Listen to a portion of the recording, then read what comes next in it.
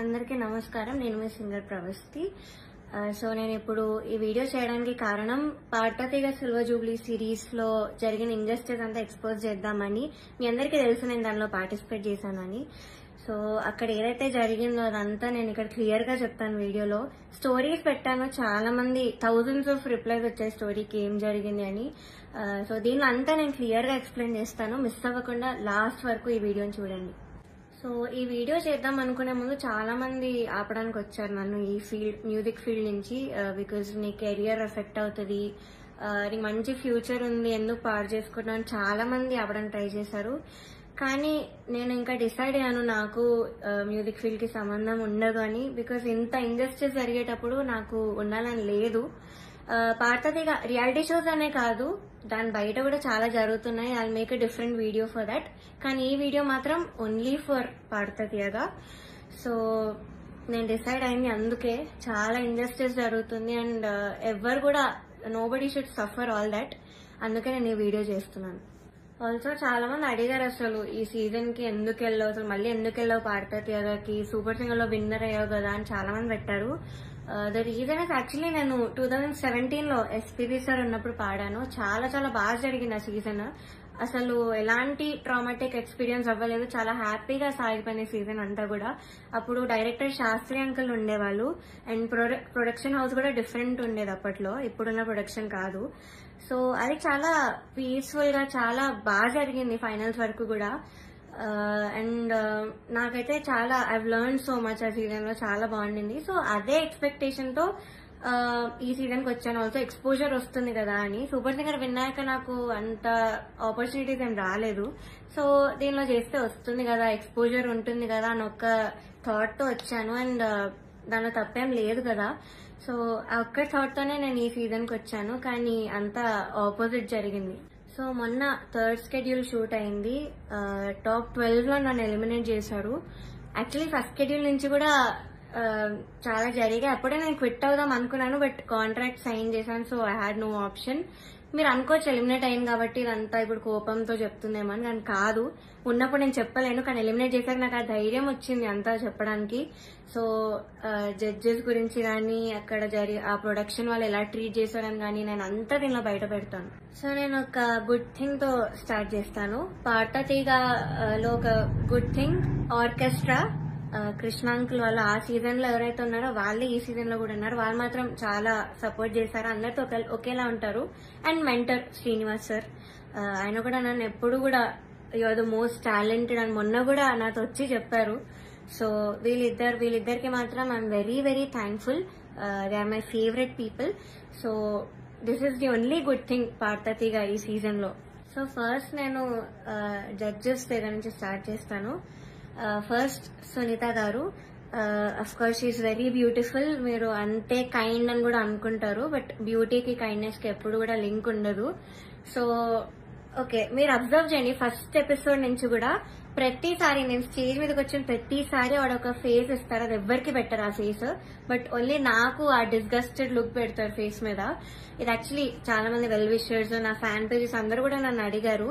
కాబట్టి నేను screen shots పెడతాను. ఇది ఎందుకు ఇలా, did something happen beyond the screen, ఏమైనా అయ్యిందా మీ ఇద్దరికి, లేకపోతే ఏమైనా గొడవ అయిందా అని ఇలా చాలా మంది అడిగారు. ఎందుకు ఆవిడ అలా ఫేస్ పెడుతున్నారు మీరు రాగానే అని. సో కానీ నేను చాలా డిఫెండ్ చేయడానికి ట్రై చేశాను. బికాజ్ నాకు అప్పుడు తెలీదు, నేను ఏదో అలా ఆలోచిస్తున్నాను, వీళ్ళందరూ అలా ఆలోచిస్తున్నారేమో అనుకున్నాను. నాకు తెలియదు అప్పట్లో, ఐ డెంట్ రియలైజ్. సో నేను డిఫెండ్ చేశాను కూడా. సో నాకు ఎప్పుడు క్లారిటీ వచ్చిందంటే అంతరామమయం పాడే ముందు సౌండ్ చెక్ అయ్యేటప్పుడు ఇన్యూర్స్ పెట్టుకున్నాను. అండ్ ఆవిడ దగ్గర ఒక మైక్ ఉంది, అది ఆన్ ఉంది. అది పాపం వాడికి తెలీదు, మైక్ ఆన్ ఉంది, నేను ఇన్యూర్స్ పెట్టుకున్నాను. సో కీరవాణి గారితో ఇలా చెప్తున్నారన్నమాట, ఈ అమ్మాయికి అసలు హై రేంజ్ వాయిసే కాదు, హై పిచ్ రాదు, కానీ మేనేజ్ చేసేస్తారు, మీరు చూడండి, ఈ సాంగ్ లో తెలుస్తుంది చూడండి మీకు, అది ఇదని చాలా ఎక్కిస్తున్నారు సార్ కి. And it hurt me so bad stage మీద నించున్నప్పుడు. అప్పటికే నా సెల్ఫ్ ఎస్టీమ్ ఇలా ఆల్మోస్ట్ కిందకి దిగిపోయింది. చాలా ఏడుపు వచ్చేసింది ఆ టైంకి.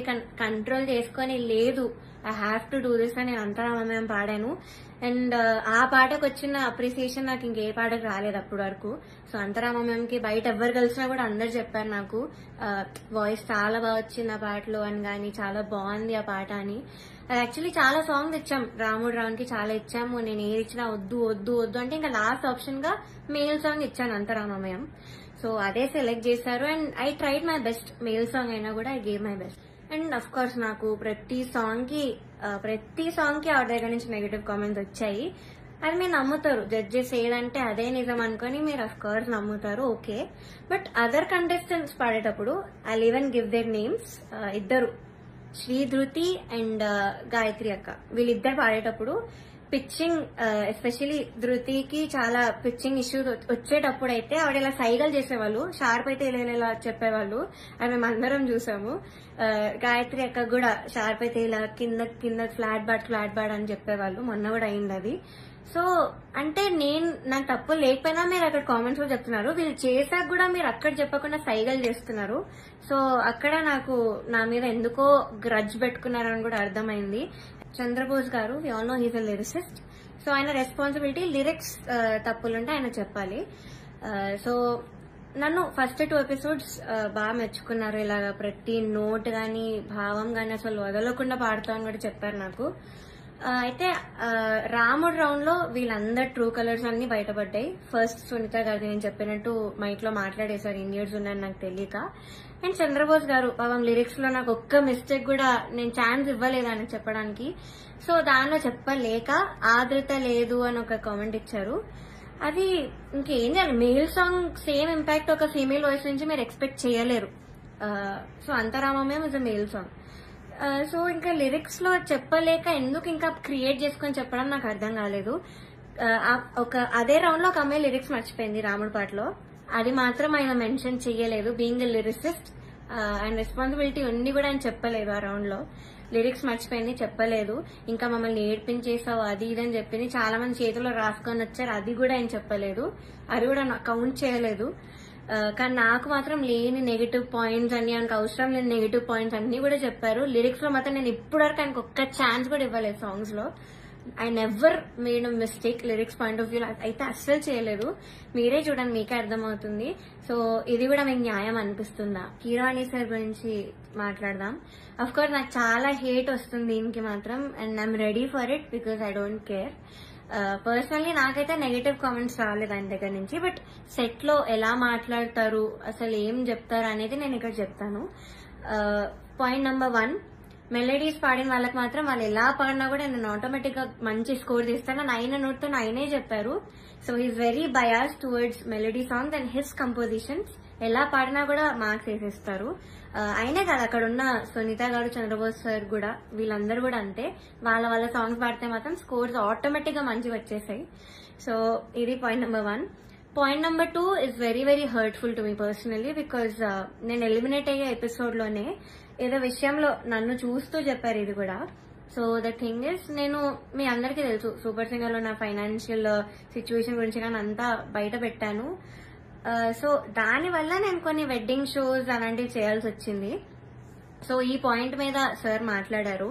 ఏమన్నారంటే అసలు వెడ్డింగ్ షోస్ చేసేవాళ్ళు నా దృష్టిలో సింగర్సే కాదు, నాకు చాలా అసహ్యం, it's like your disrespecting music అని మాట అన్నారు. చాలా చాలా బాగా అనిపించింది. అదేంటి అంత స్టేజ్ లో ఉన్నాయని ఇలా మాట్లాడారేంటి అని. సో ఇదొకటి, నన్ను చూస్తూ మాట్లాడారు ఇంకా. So it was very hurtful. Point number 3, so third వచ్చిన వాళ్ళకి ఆయన 1 lakh ఇస్తా అని చెప్పారు. 4th ప్రైజ్ వాళ్ళకి మూవీలో సాంగ్, అండ్ 5th ప్రైజ్ వాళ్ళకి ఆయన గ్రూప్ లో చేర్చుకుంటామని చెప్పారు సార్. సో ఇది ఎలా చెప్పారంటే, 5th ప్రైజ్ వచ్చిన వాళ్ళకి నా దగ్గరకి కొంతమంది రోజు వచ్చి చాకరీ చేస్తూ ఉంటారు, వాళ్ళ ట్రూప్ లో జాయిన్ చేసుకుంటా అని చెప్పారు. ఇలా చాకరీ అనే వర్డ్ వాడారు. అంటే ఇది డిస్రెస్పెక్ట్ఫుల్ కాదా? So this was very very bad. అంటే అలా అనకూడదు, సింగర్స్ ఇలా చాకరీ చేసిపోతారు, దానిలో మిమ్మల్ని కూడా జాయిన్ చేసుకుంటారు ఇలా అన్నారు. సో మీకు ఎలా అనిపిస్తుందో ఇంకా మీరు ఆలోచించండి ఒకసారి. డైరెక్టర్ జ్ఞాపిక ప్రొడక్షన్స్ వాళ్ళ అనిల్ గారు అండ్ హిజ్ వైఫ్, వీళ్ళే మెయిన్ అక్కడ అంతా కంట్రోల్ చేసేది, అంతా వెనకాలంతా చేసేది వీళ్ళే. సో ఫస్ట్ పాయింట్ వచ్చేసి సాంగ్ సెలెక్షన్. ఫస్ట్ నేను మీకు చెప్పినట్టు జడ్జెస్ అక్కడ బయాస్డ్. సో కిరాణి సార్ ఏమో మెలడీస్ వాడితే వేసేయడం, ఆయన కంపోజిషన్స్ వాడితే వేసేయడం, చంద్రబోస్ సార్ కూడా అంతే, సునీత గారు కూడా అంతే సేమ్. సో ఇలా తెలిసేసరికి ఒక కంటెస్టెంట్ కి మాత్రం ఓన్లీ వాళ్ళ సాంగ్ దే ఇచ్చారు, మోస్ట్లీ వాళ్ళ సాంగ్ దే ఇచ్చారు ప్రతి రౌండ్ లో. ఇంకో కంటెస్టెంట్ కి ఏమో నీకేం వచ్చో చెప్పు ఆ సాంగ్ ఇచ్చేస్తామని చెప్పి ఇలా ఇచ్చారు ఒక కంటెస్టెంట్ కి. సెకండ్ పాయింట్, ఆ కంటెస్టెంట్ ఒక రోజు రాలేదు అనేసరికి అంతా షఫుల్ చేసేసి ఎపిసోడ్స్ అని ఏదేదో చేశారు. అండ్ అలాంటప్పుడు ఇంకెందుకు ఆడిషన్స్ పెట్టి అందరినీ తీసుకొని, ఎందుకు అసలు పార్వతి అంతమందిని తీసుకొని ఒక్క అమ్మాయితో చేయొచ్చు కదా సిల్వర్ జూబ్లీ సిరీస్ అని. సో అదొకటి. థర్డ్ పాయింట్ వచ్చేసి ఫ్యూచర్ లో ఒక ఎలిమినేషన్ జరుగుతుంది నాకంటే ముందు, అని మీరు చూస్తారు ముందు ఎపిసోడ్స్ లో. అయితే ఇది చాలా కామెడీగా ఉంటుంది, మీరు నమ్మలేరు కూడా. ఇద్దరిని తీశారు, ఒక అమ్మాయిని ఒక అబ్బాయిని. అయితే కరెక్ట్ షూట్ ఇంకో 2 days లో ఉందనగా వాళ్ళకి సాంగ్స్ మార్చేశారు, ఆ ఇద్దరికే సాంగ్స్ మార్చారు with very funny reason. Keeravani sir కి రాగం నచ్చదు అని, శివరంజని అనే రాగం నచ్చదు అని వీళ్ళిద్దరిని తీస్తారు. కామెడీ ఏంటంటే అదే రాగంతో ముందు స్కెడ్యూల్ ఒక అబ్బాయి పాడాడు, అబ్బాయికి బాగానే మార్క్స్ వచ్చాయి. అదే స్కెడ్యూల్ లో ఇంకొక అబ్బాయి కూడా పాడాడు, అబ్బాయి కూడా బాగానే మెచ్చుకున్నారు, మంచి కామెంట్స్ వచ్చి అన్ని వచ్చాయి. బట్ వీళ్ళిద్దరికి మాత్రమే సాంగ్స్ మార్చేశారు. అయినా కూడా దీస్ టూ పాపం ఆ టైంకి నేర్చుకొని I think they did very well మార్చినా కూడా. కానీ వాళ్ళనే ఎలిమినేట్ చేశారు యాజ్ ఎక్స్పెక్ట్. నేను అప్పుడు అనుకున్నా యాక్చువల్లీ సాంగ్ ఇలా మార్చేసి అంత ఏదేదో చేస్తున్నారో, నేను అప్పుడు అనుకున్నా వీళ్ళిద్దరిని తీసే ఛాన్స్ ఉంది అని. And the thing is కిరాణి sir రాగం నచ్చకపోతే మరి ఎందుకు చేశారో తెలీదు. అంతర్యామి అనే పాట అదే రాగంలో చేశారు. బట్ ఏమో ఆ ఫన్నీ రీజన్ అయితే వీళ్ళిద్దరు సాంగ్ అయితే తీసేశారు కరెక్ట్ ఎలిమినేట్ చేసే ముందు. అండ్ నౌ నేను ఎందుకు అంత మెంటలీ ఎఫెక్ట్ అయ్యాను అని ఇప్పుడు చెప్తాను. ఫస్ట్ థింగ్, నేను చెప్పినట్లు డిస్క్రిమినేషన్ అది, ఇంకా జడ్జెస్ యొక్క డిస్గస్టెడ్ లుక్ తో నన్ను చూడడం, ఎప్పుడు ఒక చీడ పురుగును చూసినట్టు చూడడం. They treated me like I'm worthless. So అలా ట్రీట్ చేశారు, జోక్స్ వేశారు వాళ్ళు కూడా నా బాడీ మీద. ఇవన్నీ నాకు ఆడియన్స్ ద్వారా తెలిసింది, వాళ్ళకి వినిపిస్తుంది కాబట్టి వాళ్ళు పక్కనే ఉంటారు. సో నేనైతే అస్సలు ఎక్స్పెక్ట్ చేయలేదు, ఇలాంటి జడ్జెస్ దగ్గర నుంచి అయితే అస్సలు ఎక్స్పెక్ట్ చేయలేదు. అంటే నేను ఇన్ని షోస్ చేశాను, తమిళ్లో పాడాను, అన్నిట్లో పాడాను, ఎప్పుడు కూడా ఇలాంటి ఎక్స్పీరియన్స్ ఒక జడ్జెస్ నుంచి అయితే నాకు ఎప్పుడూ లేదు. శ్వేతామోహన్ గారు ఇప్పటికి కూడా మాట్లాడతారు, నన్ను ఏంజల్ అంటారు, the sweetest, the most talented అంటారు.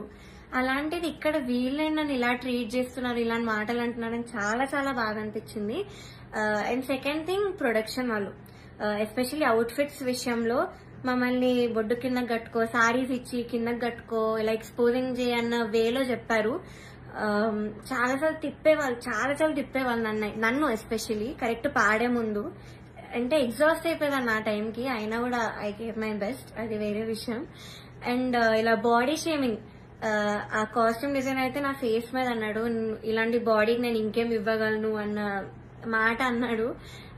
ఏమో ఐ వాజ్ వెరీ వెరీ చాలా చాలా ఎఫెక్ట్ అయినాను మెంటలీ ఈ విషయంతో మాత్రం. సెల్ఫ్ ఎస్టీమ్ గానీ కాన్ఫిడెన్స్ కానీ అంతా లేకుండా పోయింది వీళ్ళనే మాటల వల్ల. అండ్ మీరు ఒకటి గమనించుంటే ఎస్పీబీ సార్ ఉన్నప్పుడు మాత్రం ఇలాంటి కుళ్ళు జోకులు, కామెడీలు, డాన్సులు చేయడం మాత్రం ఎప్పుడూ కూడా లేదు. మీరు ఒక్కసారి అన్ని సీజన్స్ రివైండ్ చేసుకొని చూడండి, నా సీజనే చూడండి 2017లో. కానీ ఎప్పుడైతే జ్ఞాపిక ప్రొడక్షన్ అనేది వచ్చిందో అప్పటి నుంచి ఇవన్నీ స్టార్ట్ అయ్యాయి. So they are the main reason ఈ పార్వతిగా ఇలా అయిపోవడానికి కారణం వాళ్ళే. మమ్మల్ని ఇలా డాన్స్లు వేయమని, అదేవో కుళ్ళు జోకులు చెప్పమని. మీరు ముందు చూస్తారు ఇప్పుడు ఎర్రని కొరదని గోపాలలో నేను చాలా డాన్స్ చేశాను, నెక్స్ట్ వచ్చే ఎపిసోడ్ లో కూడా డాన్స్ చేశాను, because I was forced to dance. So చేశాను, నేను ఇప్పటివరకైతే అంత డాన్స్ ఎప్పుడూ చేయలేదు ఏ రియాలిటీ షోలో, కానీ చేశాను, మీరే చూస్తారు. అండ్ మాకు ట్రాన్స్పోర్ట్ లో ఒక కంటెంట్ మేనేజర్ మాత్రమే వచ్చేవాళ్ళు కార్లో, బికాజ్ మా ఇంటి పక్కన ఆయన కూడా ఉంటారు. సో సేమ్ వెహికల్ అయ్యేది. అండ్ ఆయన ఏం చెప్పేవాళ్ళంటే పర్ఫార్మెన్స్ చాలా ఇంపార్టెంట్, మీరు డల్ అప్పట్లో కాదు, మీరు అలా నించొని పాడితే ఎవరు చూడరు, అది అని ఆయన అన్నారు. And one more thing is, Janaki అమ్మ రౌండ్ జరిగింది. మీ అందరికీ తెలుసు నాకు జానకి అమ్మకున్న బాండింగ్, నా పోస్ట్ కూడా ఉంటుంది అక్కడ ఇన్స్టాగ్రామ్ లో. సో అన్ని ఫొటోస్ ఉన్నాయి నా దగ్గర, ఆమెతో అంత ఎక్స్పీరియన్స్ ఉంది అమ్మమ్మతో, చాలా స్వీట్ మెమరీస్ ఉన్నాయి. అవన్నీ నేను చెప్దాం అనుకున్నా కూడా నేను చెప్పనివ్వలేదు స్టేజ్ మీద. అండ్ నా ఫొటోస్, అంకుల్ ఇలా ఫొటోస్ వేస్తారా, సో నేను ఎక్స్పీరియన్స్ అంతా చెప్తాను, నాకు అమ్మమ్మ గురించి నేను మంచిగా చెప్దాం అనుకున్నాను అంటే కూడా నన్ను ఒప్పుకోలేదు. వేరే కంటెస్టెంట్స్ అందరూ ఫీల్ అవుతారమ్మా అది ఇదని చెప్పి నన్ను ఆపేశారు. బట్ కె రాఘవేంద్రరావు గారి ఎపిసోడ్ అయింది మొన్న స్కెడ్యూల్లో. అండ్ ధృతి is very very close to him, అక్కడ ఉన్న అందరితో క్లోజ్, జడ్జెస్ తో కూడా ఆఫ్ కోర్స్. సో అయిన ఫొటోస్, తన ఫొటోస్ మాత్రం వేశారు అండ్ తనతో చెప్పించారు. నేను చేస్తే మాత్రం వద్దని, తను చేస్తే మాత్రం మంచిగా చూపించారు, అంత హైప్ చేశారు. ఇది మీకు న్యాయం అనిపిస్తుందా మీరే చెప్పండి. నౌ థర్డ్ ఫైనల్ స్కెడ్యూల్, అంటే నేను ఎలిమినేట్ అయిన స్కెడ్యూల్ అయితే 4 రౌండ్స్ ఇచ్చారు, 6 గా డివైడ్ చేశారు. కామెడీ ఏంటంటే కొంతమంది క్లాసికల్ రౌండ్, కొంతమంది కాలేజ్ రౌండ్ అంట, ఒక చెత్త రౌండ్ ఒకటి పెట్టారు. దానిలో చెత్త పాసిబుల్ సాంగ్స్ అన్ని ఇచ్చారు, అంటే సింపుల్ గా పాడి పడేసేవి. దానికి క్లాసికల్ రౌండ్ కి మార్క్స్ కి కంపేర్ చేశారు. ఇదొక కామెడీ విషయం ఈ స్కెడ్యూల్లో. మీ అందరికి తెలియాలి కాబట్టి చెప్తున్నాను అంత క్లియర్ గా. సో ఇది జరిగింది. ఓకే, నేను ఎన్నో రాత్రులు వస్తాయి పాడాను డ్యూయట్ రౌండ్ లో, which is Ilaiyaraaja sir and SPB sir round మాట. వాళ్ళ బర్త్డేస్ వస్తున్నాయి కాబట్టి ఈ రౌండ్ ఇచ్చారు. డ్యూయట్ రౌండ్ వేరే ఒక అన్నతో పాడాను. అయితే ఇదైతే I did very very well. Especially orchestra నుంచి చాలా అప్లోజ్ వచ్చింది ఈ పాటకి. నా హై నోట్స్ మీద ఎక్కువ మెచ్చుకున్నారు, చాలా బాగా వచ్చింది, వాయిస్ లో చాలా బాగుండింది, చాలా హాయిగా ఉండింది. మైక్ లో ఆ రోజు వింటుండే సిస్టమ్ లో చెప్పారు ఆ రోజు స్టేజ్ మీద. నాకైతే పక్కకు పిలిచి కూడా చాలా మంది చెప్పారు. కానీ సునీత గారు ఆఫ్ కోర్స్ మళ్ళీ అదే కామెంట్, నీకు రేంజ్ లేదు, నీకు హై నోట్స్ రావు, నీకు స్కేల్ ఎక్కువ అయిపోయింది, యూ ఆల్వేస్ స్ట్రగుల్, మనం దీని మీద మాట్లాడుకోవాలి అని చెప్పారు. I don't think so, because నేను ఇన్ని షోస్ చేశాను. ఎందుకు మన ఎస్పీబీ సరే నన్ను మెచ్చుకున్నారు అప్పుడు పడతదిగల నా హెడ్ వాయిస్ గురించి. అండ్ మన సూపర్ సింగర్ లో శ్వేతా మోహన్ గారు అన్ని లాంగ్వేజెస్ లో పాడారు. ఆవిడ సుజాత మోహన్ గారు అన్ని లాంగ్వేజెస్ లో పాడారు. ఆవిడ నన్ను మెచ్చుకున్నారు. ఇలాగా నీది బేస్ రేంజ్ వాయిస్ అయినా కూడా నువ్వు ఎంత బాగా పాడుతున్నావు, అసలు తెలియకుండా ఎంత బాగా పాడుతున్నావు, ఎంత క్లీన్ గా వినిపిస్తున్నా హై నోట్స్ అన్ని కూడా చెప్పారు. తమన్ సార్ కూడా మెచ్చుకున్నాను నన్ను ఈ విషయంలో. కానీ సునీత గారు మాత్రం అదే పాయింట్ పైన చెప్తారు ఎప్పుడు కూడా. సో ఇలా జరిగింది. అండ్ సారేగామే లాస్ట్ నేను ఎలిమినేట్ అయిన రౌండ్ పాడింది Saregama. I think that was the best performance. నా కెరియర్ లో కూడా నేను ఇప్పటి వరకు నాకు తెలిసి అంతలా పర్ఫార్మ్ చేయలేదు. వస్తుంది మీరే చూస్తాను నేను ఎలా పాడాను సారేగామే. ఇంకా నాకున్న కోపం అంతా కూడా ఆ సింగింగ్ లో నేను చూపించాను ఆ రోజు. మేడ్ సో మెనీ ఇంప్రూవైజేషన్స్ అప్పటికప్పుడు చేసి పాడాను నేను కొన్ని స్టేజ్ మీద సారేగామేలో.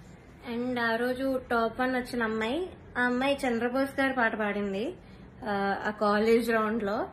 సో ఆ పాటలో ఏదేదో ఇంప్రూవైజేషన్స్ చేసింది, అది అవుట్ ఆఫ్ పిచ్చింగ్ ఉండే మోస్ట్ ఆఫ్ దెమ్.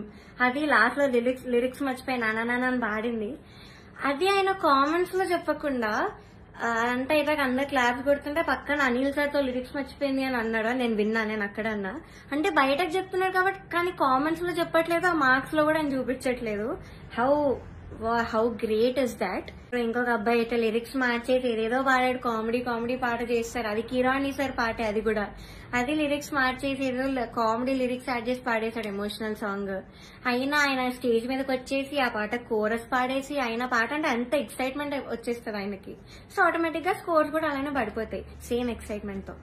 సో ఇది జరిగింది కరెక్ట్ ఎలిమినేషన్ ముందు అదే రౌండ్ లో. ఇంకా ఎలిమినేషన్ రౌండ్ వచ్చేసరికి ఫస్ట్ చంద్రబోస్ గారు లేచి వెళ్ళిపోయారు. నాకు పని ఉంది, హ్యావ్ టు గో, అది నిజమో కాదో ఎవరికి తెలీదు, బట్ హీ లెఫ్ట్. మంచిగా హ్యాపీగా వెళ్ళిపోయారు ఆయన. కరెక్ట్ 5-6 ఉన్నప్పుడు కిరాణి సార్ ఈయన కూడా లేచి వెళ్ళిపోయారు. హీ వాజ్ లైక్ నాకు ఈ టెన్షన్ నా వల్ల కాదు, నాకు ఇంకేం సంబంధం లేదని లేచి వెళ్ళిపోయారు. బికాస్ ఆయన మనస్సాక్షికి తెలుసు అక్కడ.